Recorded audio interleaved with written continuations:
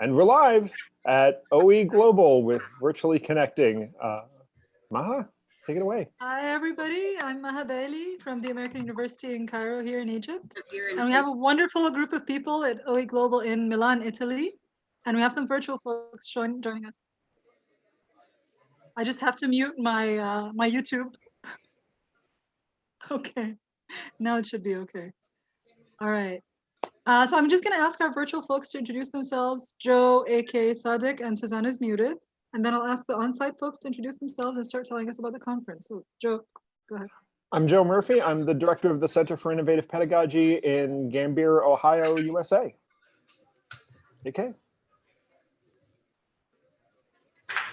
Hello. Suzanne just introduced herself on the chat. Sorry, I just saw that. Suzanne from London, UK, and I'm a feminist. Sadiq, you go ahead. Hi, my name is Sadiq Shadi from Ghana. I'm the co-founder of Global Open Initiative Foundation and an organizer for Mozilla Open Leaders X program, Open Education and in the Web. I'm happy to be here. My name is AK and I am from UMass Boston, but currently at home in Salem.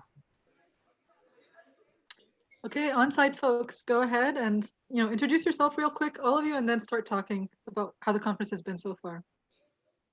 Hi, my name is Regina Gong from Michigan State University.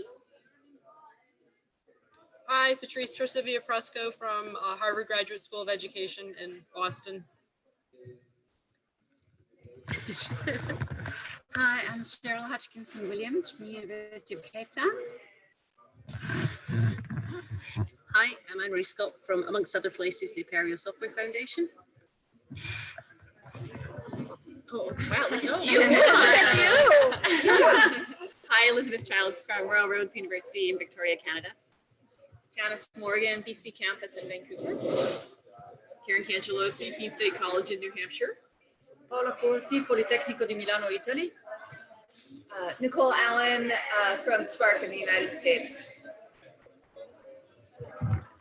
That's a good crew. Have we missed anyone? Where's Terry? He's disappeared? Hi. Okay, tell us how the conference has been so far. There was a student panel keynote yesterday, right? And what else has been happening?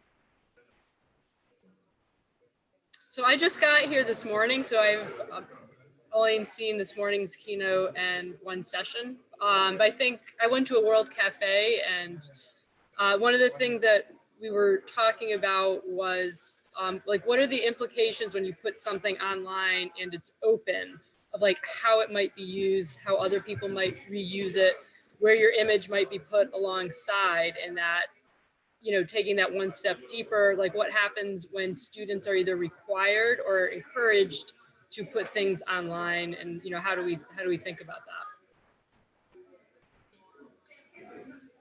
Oh.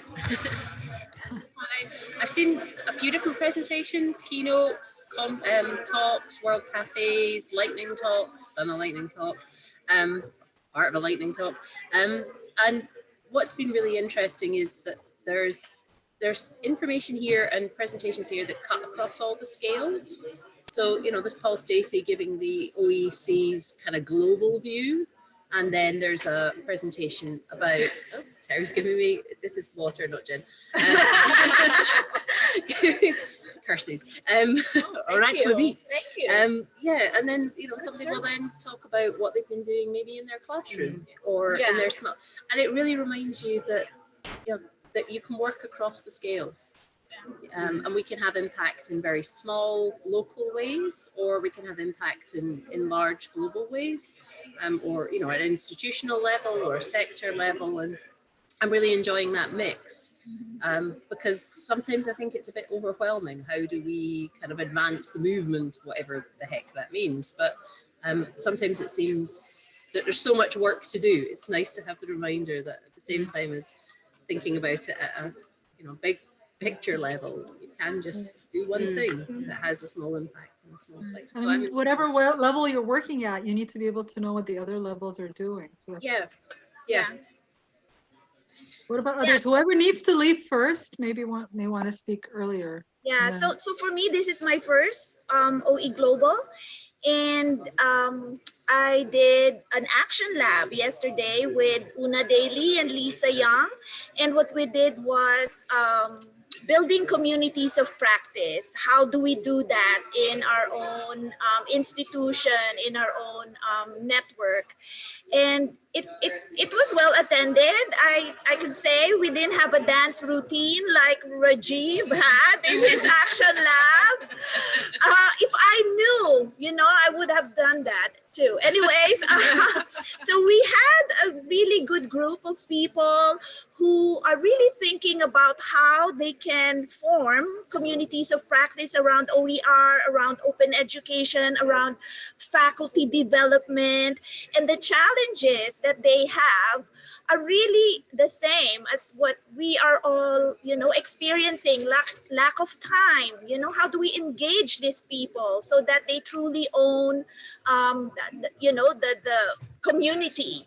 So yeah, I'm really struck having just been at Open Ed where, almost 1,000 people attended, at the smallness, of because it's like less than 300 people or about 300 people. I feel more of that intimacy. I don't know about you. Like, I feel like you can have that conversation multiple You're times. looking at Cheryl, aren't you? I want to ask Cheryl, is it her first time here? Yeah. And have you keynoted yet? No, I'm still waiting for 4 o'clock this afternoon when everybody's. Okay, I'm sorry we're doing this before your keynote. Story. So I won't have a spoiler for now, but I've just been struck by, we had a really great keynote opening session with 3 students. And I thought that was really so good to have, because it kind of grounded the reason for why we're doing this open work.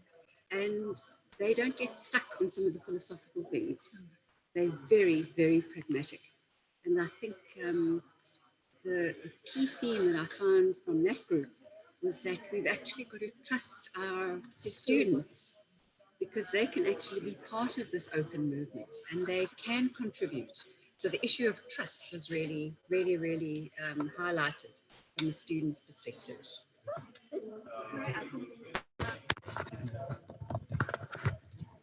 Hi. So I just wanted to follow Cheryl's comment about the students, because that was the session that so far I've really enjoyed the most. It was really powerful to me because my career in open education actually started while I was an undergraduate student. It was quite a while ago.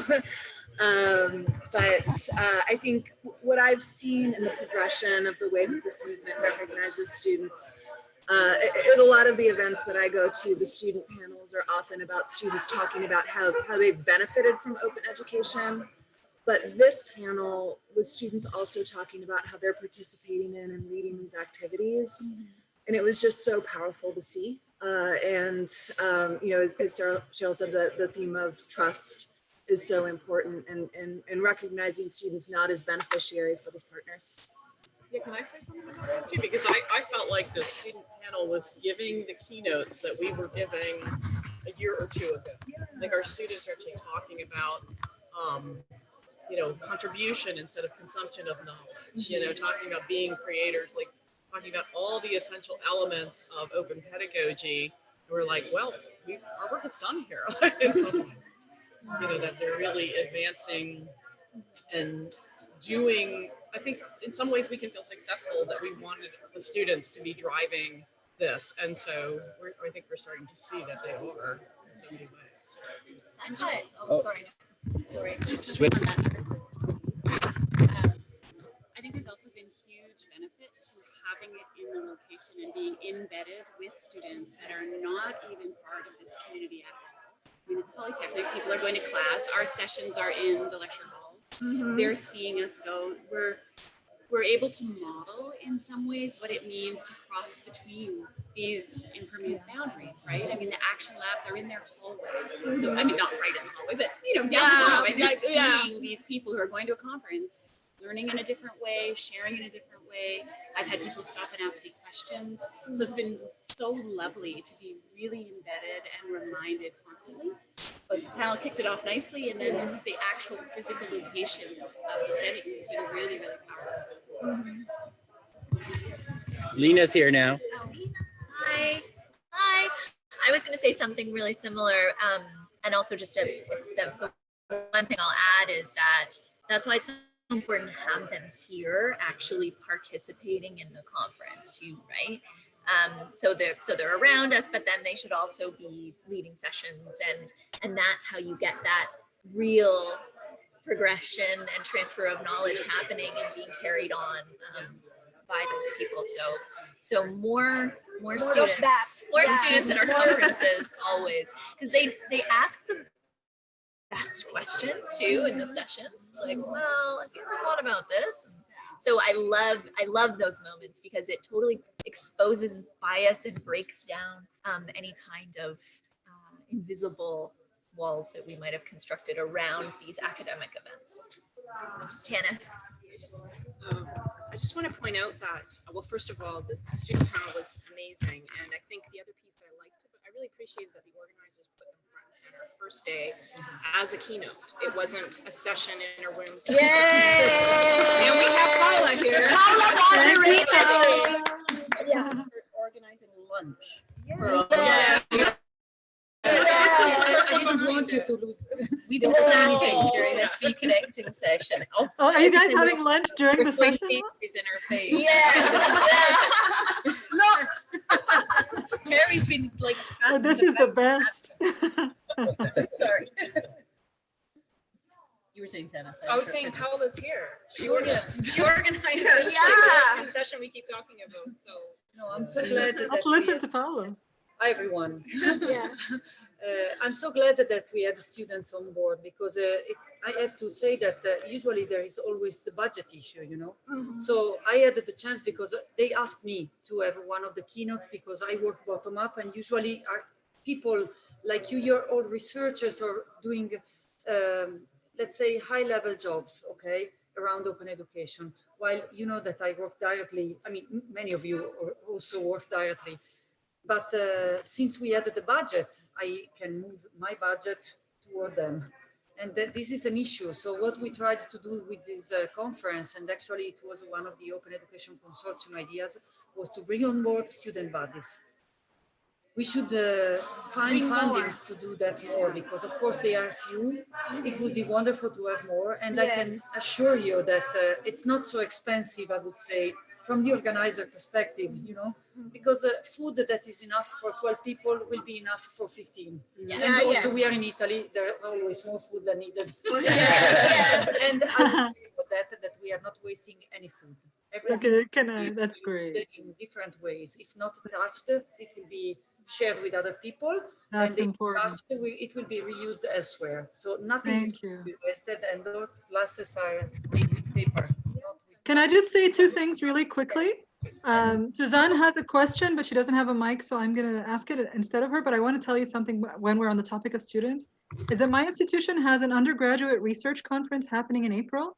If you have any students from your institution who might be interested in coming to Cairo to present, and you can find the funds for them to come, let me know. I've got the link on Twitter. I'll post it again. But the other thing about it is it's an undergraduate conference in the midst of a larger week of research and creativity convention.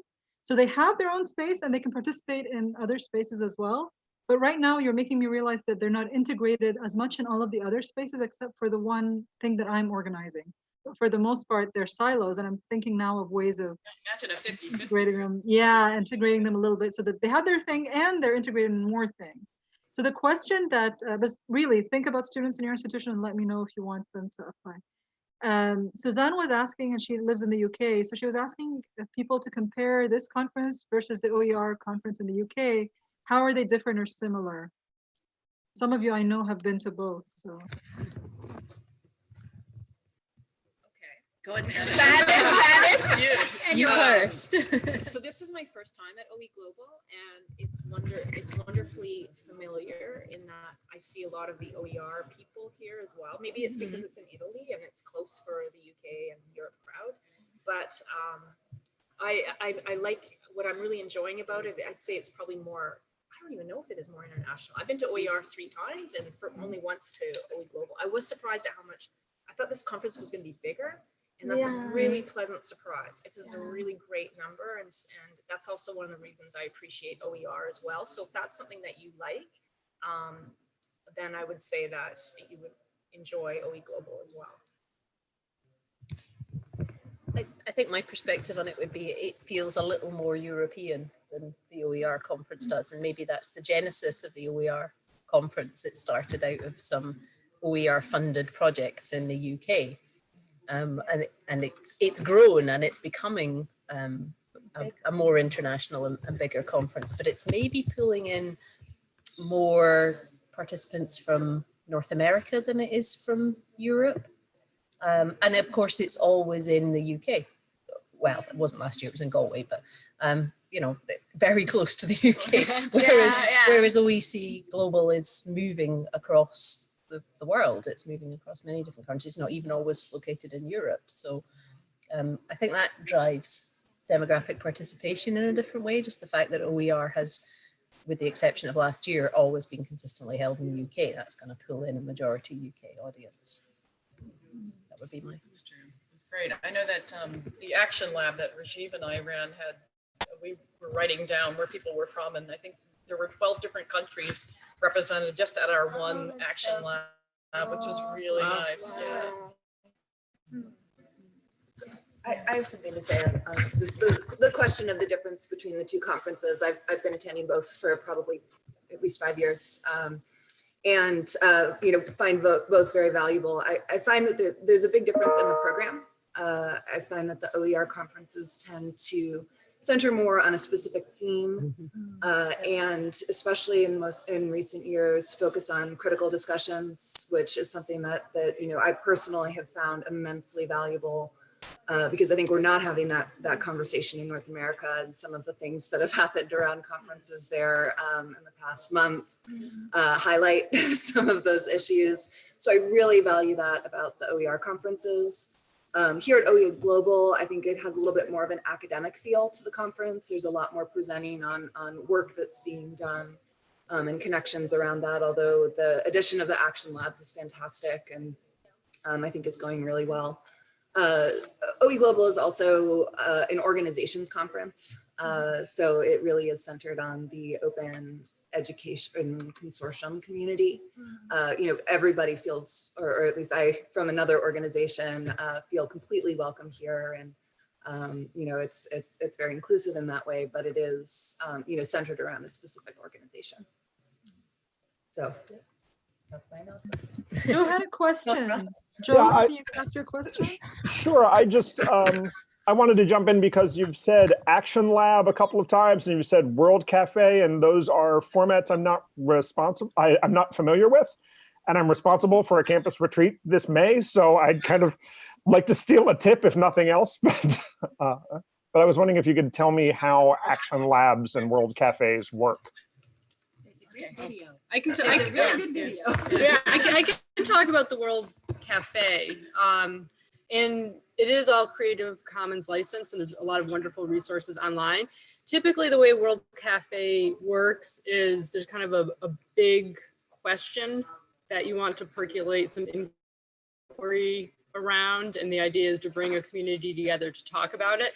And you usually have 2 or 3 questions, and so people sit at different tables. They answer the first question. One person is a note taker, they stay at that table, and then everybody else shifts to a different table. And so the note taker kind of summarizes what happened with the first question, and then people build on that with the second question.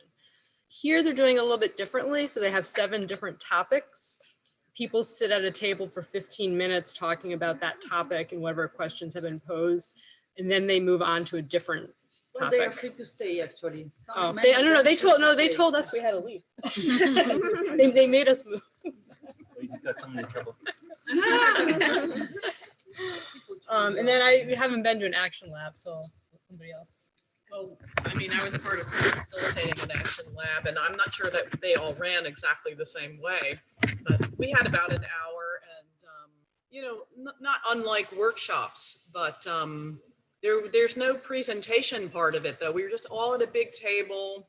We had paper and colored pens and Post-it notes and glue. And so we just asked our participants to be in 5 different groups. And then every 5 minutes they were reacting to different themes in the Open Pedagogy Starter Kit that we're building in a crowdsourced kind of way. And then after 5 minutes, that's kind of why Rajiv jumped on the tables, that people were so engaged and we're ringing the bell and nobody was listening to us. So he got up on the table to say, hey, it's time to switch now. And so that's why it was really fun. And then so we moved all the materials around so that they could read what the other people had written and then add to those, as well as having information of the previous draft of the kit online. And so it was just a very dynamic way of sharing information, having discussion, putting stuff on paper, using resources online, and we tried to engage all of that. So. It sounds like the important equipment for that action lab is a cowbell and Rajiv. That's So that's more cowbell. That's your hot tip. Yeah. More cowbell. Yes, that's for your conference needs. I mean, I can add to that. I participated in Karen and Rajiv's Open Pedagogy session, and what I really enjoyed about it, and maybe it gets back to that "what's the difference" question. On certain topics, and the international nature of that is really enriching, because when you talk, for example, about student privacy, I mean, you can have a really good conversation about that depending on what jurisdiction you're from and how you contextualize that. So that was actually probably a very rich aspect of the Action Lab at this particular conference. I think that's back to that question about the difference between OER and this conference and that international jurisdiction question. I think what I'm enjoying most about this conference is being blown out of my Anglophone bubble. You know, I do an amount of work with French HE particularly, but I'm very small, but it gets me out of that bubble. But yeah, I'm enjoying our preconceptions about what open is and you know, the importance of OER textbooks. I mean, that's different between the UK and North America in and of itself, but it looks different again in Europe, and I'm really enjoying that. Yeah, just being challenged a bit. Not being lazy. Talking about being challenged, I went to an action lab. I'm looking at OER and blockchain, which is something that has been a bit hazy in my mind. And it was so interesting because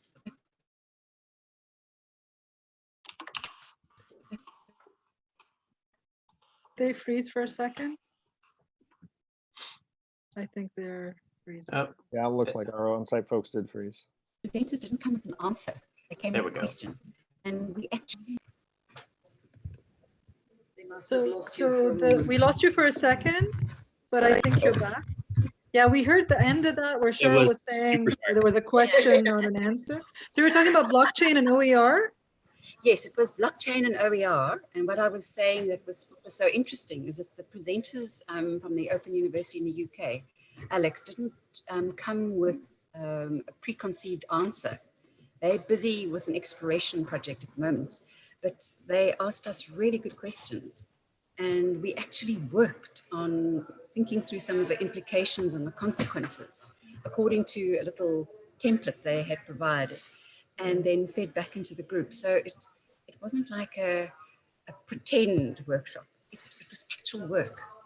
Well, actually, this was the aim of the conference since the beginning, because the title of the conference, Open Education for an Open Future, and the choice of all the session formats was toward this achievement. I mean, we didn't ask people to come and present just their results. It's not about the past. It's about to build on the results in order to have a better future. So that's why we wanted them to engage in the tables, within the corridors, and also to think about the space in a different way. Because, okay, we are in Polytechnico, so some of our spaces are very comfortable, some others are not. But not all the universities have all the spaces available, and we neither. I mean, we have to book for them in advance. And sometimes when you have the chance to work on something, you don't have the right space. So if you see that it works also when you're uncomfortable, let's say, then you can do it everywhere.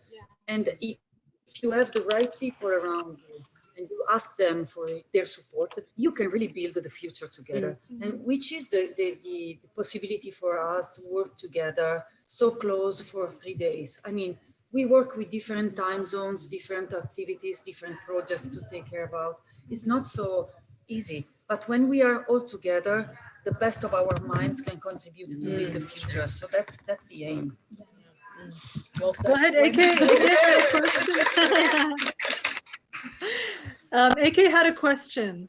So one of the sort of topics or threads that emerged at the beginning, you had mentioned that there was a discussion, I think it was among students, about working in the open. And I was wondering what sort of sentiments or ideas sort of bubbled up from the students as working in the open, whether they're positive, or potential pitfalls of being in the open.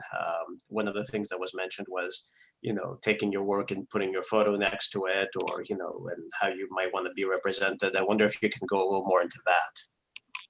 So I mentioned that, but that was at the World Cafe. So I'm not sure if that was part of the student panel discussion. But actually it was.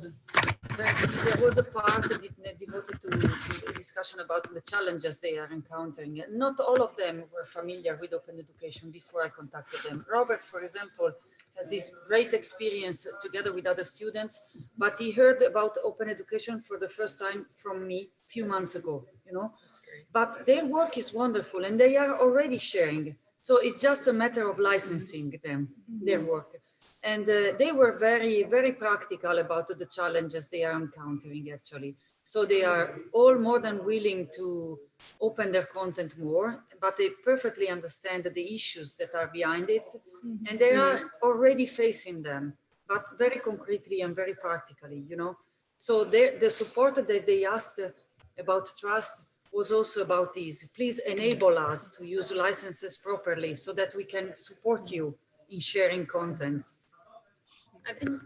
I've been to a few sessions where faculty have been speaking about student co-creation or student working in the open, and it hasn't been at that level of granularity you identify, but they've been talking about challenges like assumptions around digital literacy skills, the need for technology support and building those literacy skills and competencies, the licensing piece, understanding fully what it means, helping them understand the distinction between their public personal life and what might be happening in these spaces in a class environment or something like that. So those are the types of challenges.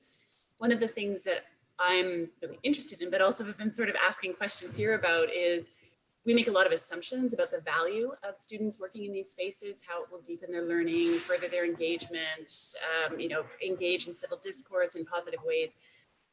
But there's very little research about that yet, and yet I'm hearing people starting. There's hints of people starting to really dive into student perceptions around self-efficacy of these environments in their work. So that's been exciting for me to see that there's little seeds of that starting here. And I'll just, one of the reasons that question came up was if a student posts something in the open while they're an undergrad, then somebody had an example where a student came back and they were, I think, either applying to graduate school or for a job, and they actually wanted content that they had posted on the open taken down. And so when they look back and think like, well, I don't want like a future employer or graduate school or whatever the case may be to see this thing that I wrote when I was a freshman in college. And so I think that has to be part of that digital literacy, is helping them think about that and the potential implications. And that other piece was, what happens if somebody that has different political views than you or something takes your content and reuses it on their site. And so I think there's a lot of like broad questions around that. It reminds me a little bit of how, let's see how to phrase this, how people expect humans, an individual human, to be stagnant throughout their life. So if I write something today or I wrote something 20 years ago when I started blogging, that particular piece necessarily represents my views today.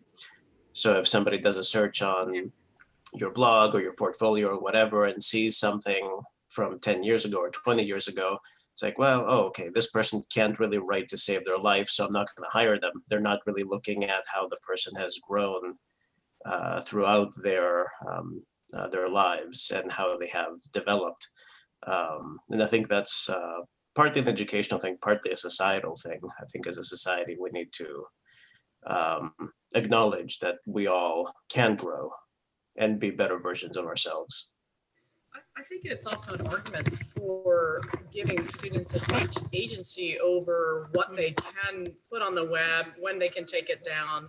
They can control their own data. If they want to erase it, they should be able to erase or delete it or put it out there. And so trying to work with those kinds of platforms that give students the most control over their own digital identity and shaping that, not just while they're students, but after they graduate, like giving them the tools to have as much online agency as possible. I think it's an important part of it.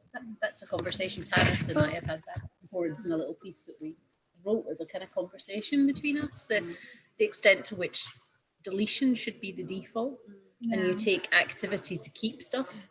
So it's always a positive choice to keep it, not a positive choice to have it deleted.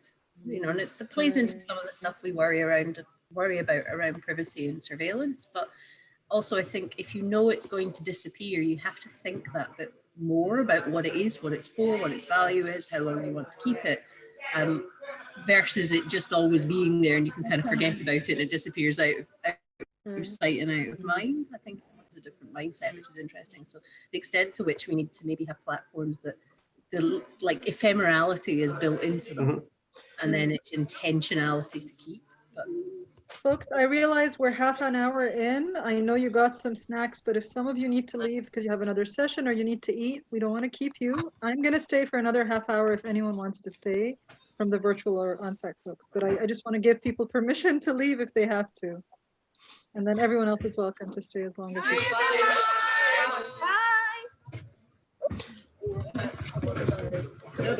Thank you so much, Terry. Thank you. Oh my God, we've been muted the whole time.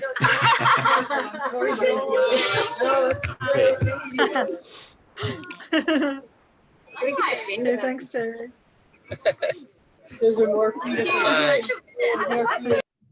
Oh gosh, they really needed to leave, didn't they? That was maybe the biggest celebration of bye. Like yes. Food is really important. Yeah, but it was so sweet. I think Paola and Terry got them water and some snacks, which I think that's a new level of intentionally equitable hospitality. We need to try to do that for virtually connecting in the future. Or like in DPL UK, for example, Kate is going to be there. Maybe we can ask the organizers to like, I don't know, give us a plate that we can take outside the room where everyone's eating or do the session close to where lunch is. And then that way people don't have to feel like they're sacrificing too much. Yeah, I think it makes sense. Yeah, I can't believe we've never thought of it. Well, I know that we've done that once or twice at ELI because I usually schedule things when I'm there. I usually schedule them during breaks. So, but it's been very much depending on whether anybody remembered to go make a run. Yeah. Like Terry did. Come chat, we'll feed you. Yeah. I think I was excited to hear the student participation in the open educational setting, like how they allow students to be involved in curating or assembling open educational resources. As part of the work I do and the program under the Mozilla Open Leaders X, we are also working on a similar project where we allow students to, develop their own open educational resources. And with this, we create websites for them and we teach them how to protect themselves online and how to understand open licenses like Creative Commons licenses and stuff like that. But I was curious I wanted to just find out some of the challenges since some of the students at the conference have been involved in this project. I wanted to find out some of the challenges they encounter apart from the licenses, if there are other challenges they encounter as we begin to roll out our program in 2020 January. For example, I think she also mentioned digital literacies, right? Like she said, the presumption that students would have certain digital literacies that they turned out not to have. Yes. So yeah, I think what we do is we're actually going to train them on some of the basic stuff in like being online. I know, especially people in students in our part of the world, most of them are not too comfortable with these new technologies and stuff like that. So we want to know, aside from the regular, challenges we think most students will encounter, is there any other challenge with regards to curation and just gathering open educational resources, what they encounter and the licenses? How do they go around it?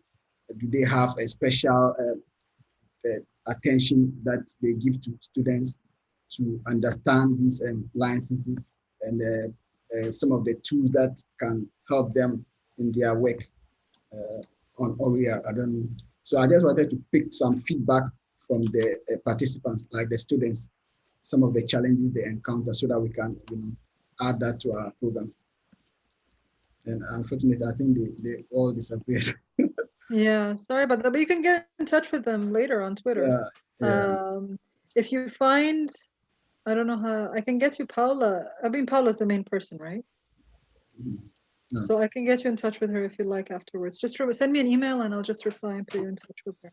And I thought it was interesting that for her, she chose students who didn't know anything about open originally until she contacted them. So it looks like she took them through something in order for them to be on the panel, rather than she planned the panel around students who'd already done something. That was an interesting thing. Because if it's difficult to find the students that you want, then make your own whatever. That was interesting. Yeah. So what we decide to do is we have our collective knowledge base, which is on the wiki. So we just give them the free website. So as they begin to gather these resources, then we just run through them and look at which one works well, which one doesn't work well. Then we assemble all of them on our collective knowledge base on the wiki. So I don't know if they have a different format in doing that, or they just allow the students to do their own thing and then maybe, I don't know.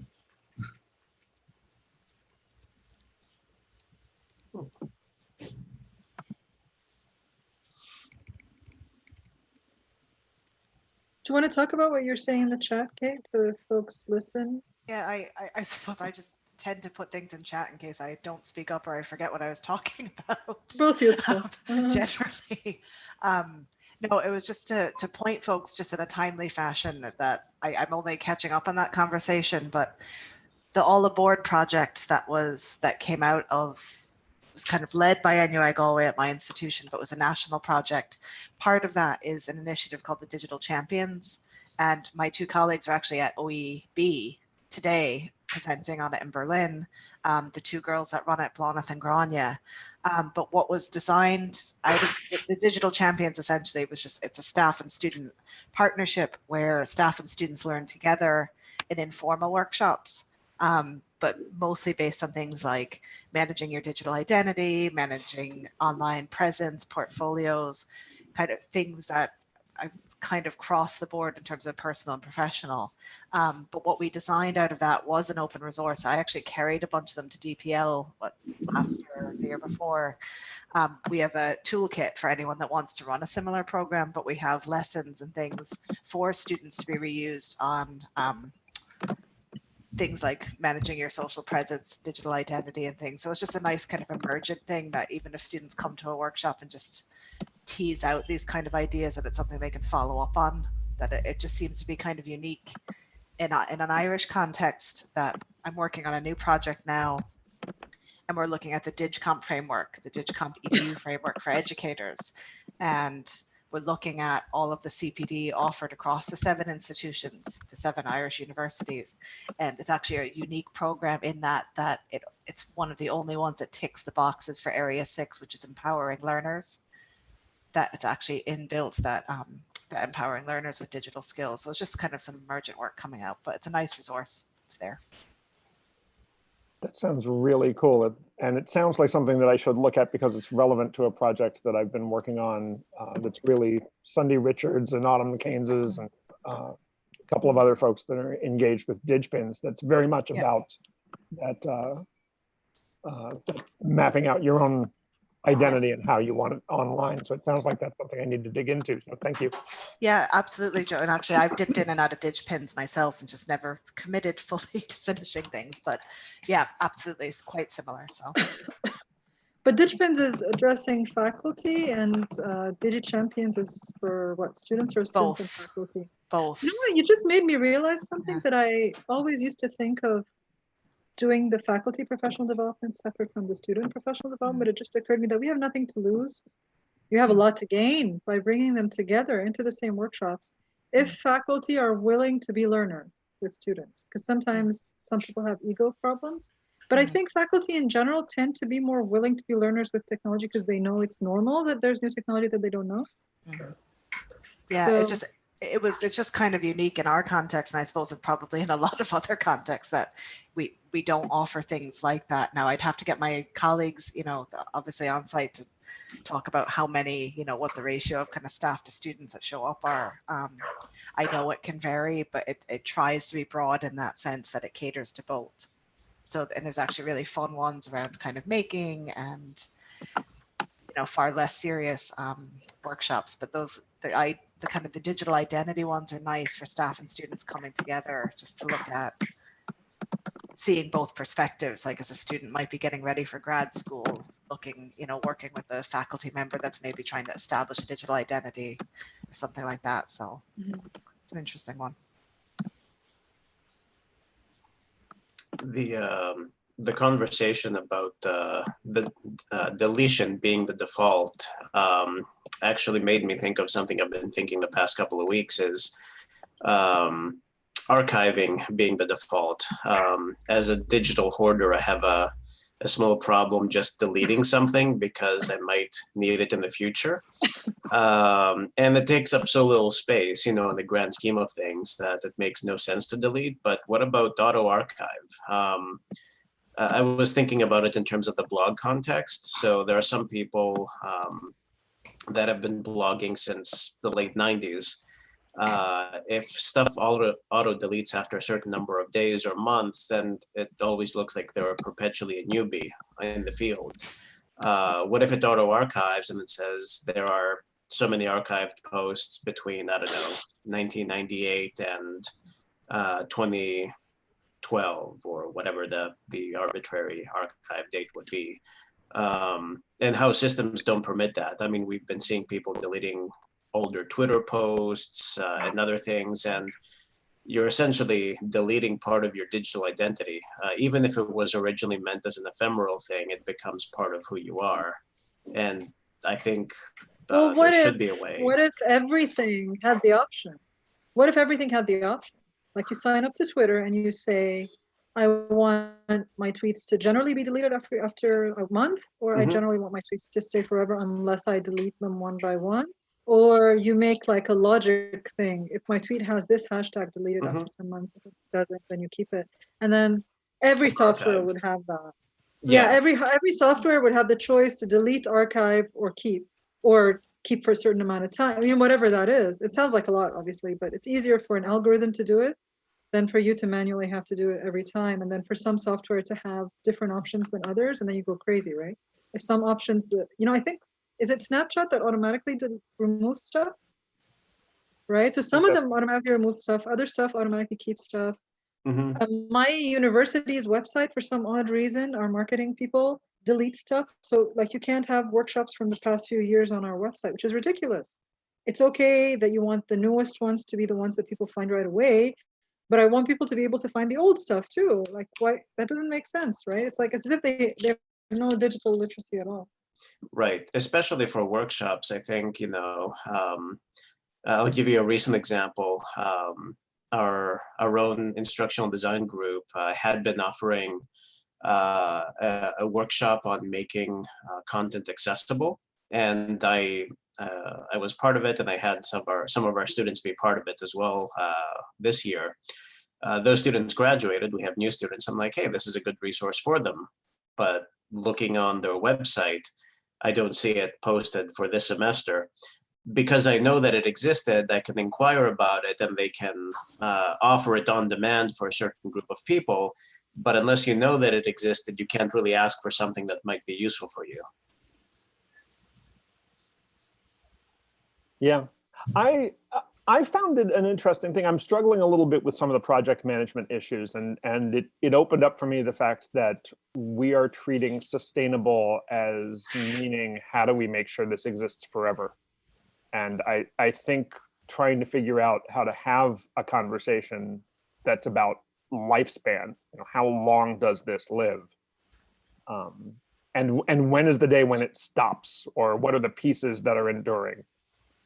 I think would be a really useful change in our approach. Not only because it would lead to fewer old websites that I have to figure out how to keep up, but also because it would get at this core question of how long we keep things and what enduring value is. Yeah, life cycle management is a big thing. Yes. I remember in one prior job,